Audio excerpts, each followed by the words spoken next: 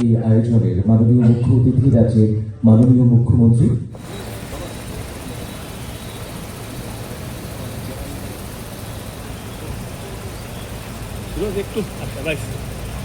যে 6th biennial general conference এই উপলক্ষে আজকে এখানে যে আয়োজন এবং এখানে যারা ইঞ্জিনিয়াররা আছেন, এখানে নামের সাথে আমি মিল পাচ্ছিলাম না, কিন্তু বেশিরভাগই এখানে আরডি ডিপার্টমেন্টের ইঞ্জিনিয়ার। তো তাদের এই যে 6th বাইএনিয়াল জেনারেল কনফারেন্স আমাদের মাঝে, যিনি একটু আগে ওনার বক্তব্য আমাদের সামনে রেখেছেন, আমাদের রাজ্যসভার মাননীয় সাংসদ শ্রী রাজীব ভট্টাচার্য মহোদয়, আমাদের মাঝে উপস্থিত আছেন স্পেশাল গেস্ট হিসাবে অভিষেক সিং সেক্রেটারি, এবং যারা ডক্টরস এবং প্যারামেডিক্স স্টাফ, অন্যান্য অতিথিবৃন্দ এবং সাংবাদিক বন্ধুরা, সবাইকে আমি হার্দিক অভিনন্দন ও শুভেচ্ছা জানাচ্ছি।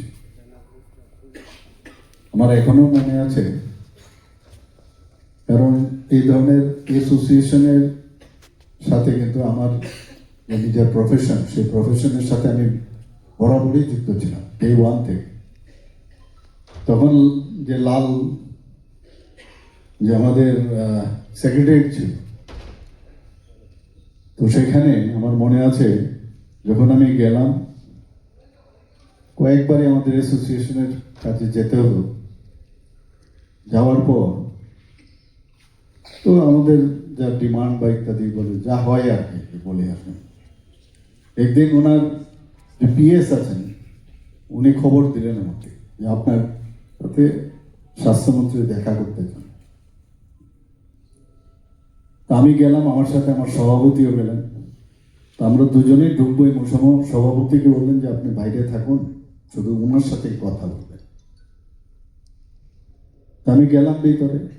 যাওয়ার পরে আমাকে বললেন, আপনি এসব ছোটখাটো সংগঠন কেন করেন? আমি তো অবাক হয়ে গেলাম, একজন স্বাস্থ্যমন্ত্রী কিভাবে এই কথা বলছেন?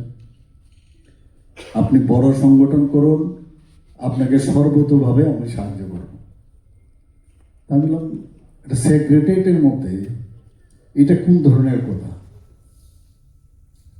এই যে লালীকরণের যে একটা অবস্থা, আমি তো প্রথমে একটু হকচকিয়ে গেলাম। আমি বললাম, আমি তো একটা আদর্শ নিয়ে থাকি। আদর্শ কোনটা? যে আমি সাধারণ মানুষ। আর ওনাদের যে আহ্বান যে অসাধারণ হতে হবে, অসাধারণ মানে উনাদের লোক হলে অসাধারণ হবে। তাই বললাম, আমি তো আমার একটা আইডিওলজি আছে, সেই আইডিওলজিতে আমি থাকতে চাই। উনি এসে টেবিলের ওই পাশ থেকে এসে আমার সাথে হাত মিলালো, বুঝলো যে কাজ হবে না। বলে থ্যাংক ইউ। আচ্ছা, এই কথা আর কোনো না। আমি বললাম, এর জন্য সকালবেলা 8টার সময় ডাকলেন। এবং আমি বেরিয়ে আসলাম। বেরিয়ে আসার পর আমাকে সভাপতি, আমার যে অ্যাসোসিয়েশনে, উনি জিজ্ঞেস করলেন যে কি বললেন। আমি বললাম, আরে এরকম বলছেন উনি। তো বললেন, আরে তুমি বললে না কেন যে আমি আপনার সাথেই আছি? আমি বললাম, এটা তো আমি বলবো না, আমি তো এটা বলবো না। পরবর্তী সময়ে যখন ওনাদের সরকার চলে গেল, ওনারা তো আবার ওই যে ছোট ছোট থলি নিয়ে কিন্তু বাইরে টাইরে কোনো প্রোগ্রাম থাকলে যান। তো এয়ারপোর্টে যখন দাঁড়ালাম, ওই যখন ভিতরে ঢুকতে গেলে সিকিউরিটির জায়গায় দাঁড়াচ্ছি, তো ওই ভদ্রলোক, ওনাদের তো সরকার নেই, সামনে দাঁড়িয়ে আছে লাইনে, আর ওর পিছনে সভাপতি, আর ঠিক আমি আর পেছনে। তো আমার যে সভাপতি, ওনাকে বললেন, good morning sir, good morning. ও আচ্ছা। হঠাৎ করে উনি আমাকে দেখলেন, দেখে একদম, আরে আপনি, হাত মিলাম। বললাম, ও আমার ওই সব জিনিসগুলো সব হয়েছে, আপনাদের যে দাবিগুলো। আমি বললাম, হ্যাঁ কিছুটা তো হয়েছে। তো জাস্ট গেল। তো পরবর্তী সময়ে আমি আমার সভাপতিকে আমি বললাম, দেখুন সেদিন যদি আমি বলতাম যে আপনার সাথে আমি আছি, তাহলে কিন্তু আজকের উনার যে রেসপন্স, সেই রেসপন্সটা কিন্তু থাকতো না। একটা সংগঠন চালাতে গেলেও রাজনীতি যারা করবে রাজনীতি করবে, সেখানে গিয়ে সংগঠনের যে একটা এই ধরনের একটা কালচার ত্রিপুরাতে এত বছর ধরে চলে এসছে, সরকার ভালো কাজ করছে কিনা, এই সরকার যদি ভালো কাজ করে থাকে ব্যক্তি বিশেষের উপর, কারণ এখানেও কিন্তু সমস্যা, কোনো ব্যক্তি কিন্তু আবার তার কিন্তু আবার অন্যরকম তার নিজস্ব আবার একটা গ্রুপ করার একটা চেষ্টা করে।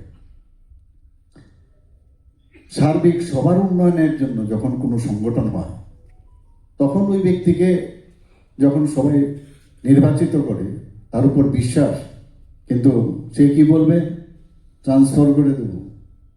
আর আরেকটা তো উপায়, ইলেকশন আসছে, চাঁদা কিন্তু দিতে হবে, আপনাদের থেকে তো চাঁদা দেয় না এখন, দরকার পড়ে চাঁদা, রাজীব বাবু, এখন তো চাঁদা সংস্কৃতি নেই।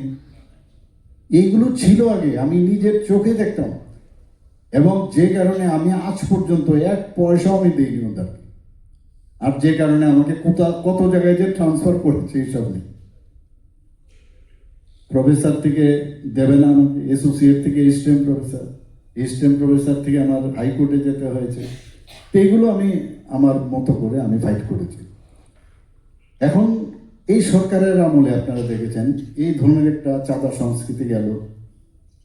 আমরা এই ব্যক্তি বিশেষ, তারও তো একটা চিন্তা ভাবনা থাকবে যে মুখ লোক আমার সাথে যেহেতু ঠিকভাবে কথা বলে না, তাহলে ওকে আমরা ট্রান্সফারটা বা কোথাও কিছু দিতে গেলে কাজের বিনিময়ে কিন্তু তাকে সিলেক্ট করি, যে এই লোকটা কাজের কিনা। সমস্ত ডিপার্টমেন্টে কাজের, বাস কাজের কোনো ধর্ম হয় না, কাজের কোনো রকম পার্টিও হয় না, এবং এটাই আসল উচিত। এবং এটা একমাত্র ত্রিপুরা, পশ্চিমবাংলা, আর আমি জানি না কেরালার মধ্যে হয় কিনা, বাকি কোথাও কিন্তু এরকম হয় না, only on the basis of work. এবং এটাই হওয়াটা বাঞ্ছনীয়। আর অন্য অনেক বিষয় থাকতে পারে, সেটা পরের জিনিস। কোথাও দেখা গেল যে কিছু মানে করাপশনের সাথে জড়িত বা এরকম ইত্যাদি ইত্যাদি অনেকগুলো থাকে, এইগুলো একটা আলাদা জিনিস। কিন্তু এই ধরনের সংগঠন করলে আগামী দিন আমরা অনেকের উপর বিশ্বাসটা কিন্তু অনেক বেশি আসবে। অনেকে যেমন আসে বলে রয়েছে, এই মুখকে যদি এখানে নিয়ে আসা যায় খুব ভালো হয়, বা কারো পরিচিতিতে আসে, যখন জিজ্ঞেস করা হলো বলে আরে এত অলস, একে আমরা লাভ হবে না। তো অলস লোক দিয়ে তো এখানে কিন্তু একটা ধাক্কা গেলাম, লাভটা কি? কিন্তু আবার অনেক সময় দেখা যায় না, এই লোকটা শারীরিকভাবে অসুস্থ, কাজে তাকে এই মুহূর্তে ওই জায়গায় দেওয়াটা বা তার বাড়ির পাশে আগরতলায় বাইরে, এটা আরেকটা জিনিস। কিন্তু সংগঠন করতে গেলে কাজ যারা ভালো করবে তারাই আমাদের কাছে, এই সরকারের কাছে, এই যে আমরা বলছি না একটা পরিবর্তন, সমাজ পরিবর্তন, এটাও কিন্তু একটা আন্দোলনের মধ্যে আমাদের পড়ে। আমরা চাই এরকম একটা, মানে সব ডিপার্টমেন্টে এরকম খুব কম আপনারা দেখবেন ট্রান্সফারের একটা বিরাট লিস্ট আগে বের হতো। আর এই লিস্ট কোথায় তৈরি হতো আপনারা সবাই জানেন, কোন জায়গায় তৈরি হতো, সেখান থেকে বের হতো। সেখানে আবার একজনকে মন্ত্রীর জায়গায় আছে, মন্ত্রীর খুব বেশি একটা তার অবস্থান নয়, তার মাঝখানে আরেকজনকে ঢুকিয়ে দিল, সেই সব আবার এদের সিস্টেমগুলো কিন্তু দারুণ, ওদের সিস্টেম অনেকটা দারুণ। তো তার মাধ্যমে আবার তার সাব ডিভিশন আছে, আবার এক এক জায়গার মধ্যে এক এক, তো সেই তাদের থেকে এইসব খবর নিয়ে এগুলো আমরা মেইন হচ্ছে এই কারণে এতদিন ধরে ডেভেলপমেন্ট হয়নি। ডেভেলপমেন্টের চাপ যদি আপনার না থাকে, আর আপনি যদি মনে করেন যে সংগঠনের সাথে যুক্তে আপনার কাজ না করলেও চলবে, তাহলে কোনোদিন ডেভেলপ হবে না। কম